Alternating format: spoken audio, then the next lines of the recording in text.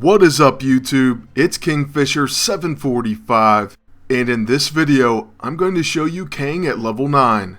So what we're going to do for this one is run the last of the basic simulator challenges, also known as the boss rush.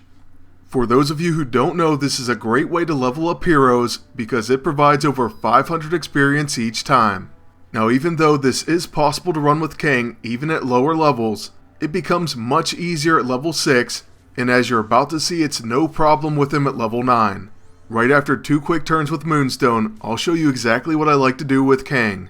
There are quite a few tips and tricks you can try when using this lockbox character, but things become even easier when there's a blaster involved. Unfortunately, on this occasion our agent ends up getting involved and takes the hit. But normally you can fire your level 1 on the enemy blaster, you can place ionizing AISO on it for radiation exposure, it has impaired, plus it gives Kang rally so his next buff action becomes a quick action. And that attack is temporal, so that means you can even bypass protectors. Then after you do this you can use out of time, Chrono Shield as a quick action because of rally, and then you can still use Kang's level 9 Time Stream Burst. This is going to put Time Stream Displacement and Exhausted on all the enemies. Now we know how good Exhausted is, and let me just tell you, Time Stream Displacement is one of the best debuffs there is. At least as far as damage, because it really stacks up. But you don't have to take my word for it, you'll see it throughout this battle, and when I post the Kang PvP video. Now what's even more impressive is, his level 9 also gives him a buff. This says he counters and prevents counterattacks and follow-up attacks. Also, enemy attacks cannot be stealthy. Now this buff is incredible. It was proccing all the time in PvP, and you also should see it in this boss rush. One of the coolest things about this is, Kang is a tactician, but when he attacks an infiltrator, he'll end up hitting them again before they counterattack. That's all thanks to the ripple effect. So yeah, I think Kang is definitely a force to be reckoned with, and I will be posting a PvP video with him this weekend. Now back to this battle, it is very doable, but it may depend on your setup if you have a lower level Kang.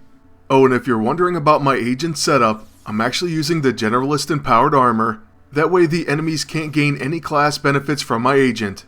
Next I'm using Baltag's Blaster, and that has Time Sense. Counters all attacks made by enemies with Time Stream Displacement. It's also temporal and an energy attack, and it applies radiation exposure. Next I'm using the Rectifier, which is a quick action that causes energy feedback, so the enemy is damaged after they perform an energy attack, then it gives all allies Rectifier and Energy Rebound.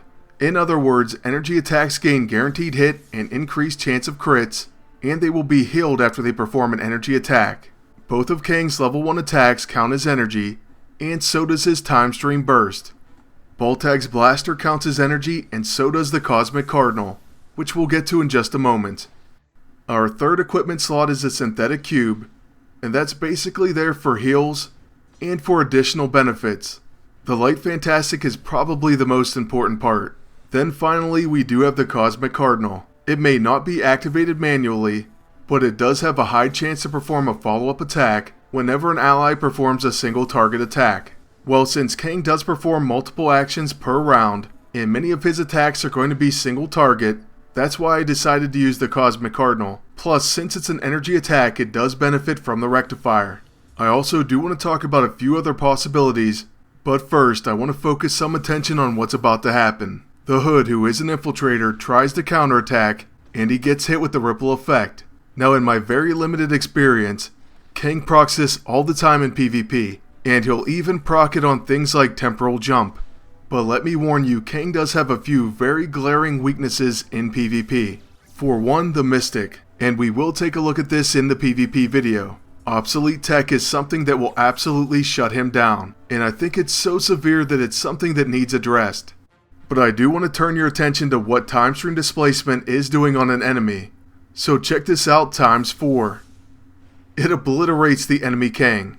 And now turn your attention to the Hood. Once again we're going to drop the enemy in a hurry.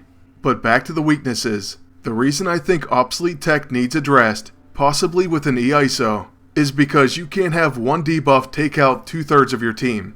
There really is no coming back from that. And if the enemy agent is smart, he'll just keep casting the Mystic because it has no cooldown. So there's one serious problem, and another one is temporal shielding. This is part of the 40th century set, and what it does is for a quick action, it gives you a shield that absorbs incoming damage, causes all attacks to become temporal, and makes you immune to temporal attacks and debuffs. Oh, and by the way, that buff applies to your entire team, so they all become immune to temporal attacks and debuffs. Sorry, Kang. It's bad enough that against another Kang, he can gain Chrono Shield, which makes him evade temporal attacks and immune to harmful time effects. That sounds like a frustrating 1v1 battle, but hey, at least he has the Maya Culpa and the Quantum Purge. Now speaking of that 40th Century Man set, you can use it along with Kang, and it seems to work quite nicely. For one, the Displacer is also temporal, and it places Time Stream Displacement. That Temporal Shield, as I mentioned, makes attacks temporal. You saw what the Baltag's Blaster does. And then the Damocles Target Painter is a catastrophic attack that initiates Ion Cannon Bombardment from Kang's orbital base and removes all Time Stream Displacement for extra damage. Unfortunately, that is the one piece I'm missing. Now, if you're wondering why you want your attacks to become temporal, it's for two reasons. One, when an enemy has Time Stream Displacement, they gain an additional stack when hit by temporal attacks. Then also, Kang's Quantum Purge has a debuff called Time Burn. This says, time displacement deals additional damage when removed, and receives additional damage from energy and temporal attacks. So those are some great reasons to build your team around temporal and energy attacks. Like I said, you do have to worry about a few weaknesses, especially the Mystic, but if the enemies start building their teams around facing Kang, they'll just leave themselves open to other teams. As far as this video, we are getting much closer to the end, but like I said, I am working on a Kang PvP video, and there's also going to be the next All Hail the King episode which will feature Kang. The only other Kang related news I have for you is that there may be a PvP preview video on my second channel, so make sure you go over there and check it out, and subscribe if you haven't already. I'll place a link on the screen right now, and there will also be a video link in the outro. As for this battle, it's about to be over once we place Time Stream Displacement, and then use our level 1 Quantum Purge. Dragoness is going to basically implode. I mean, just look at all those damage stacks. Then once you finish the boss rush, your Kang should gain about 510 XP. That's not too bad for just one sim challenge point, and as for myself, I'm always doing something else while fighting this sim, so I'm only half paying attention.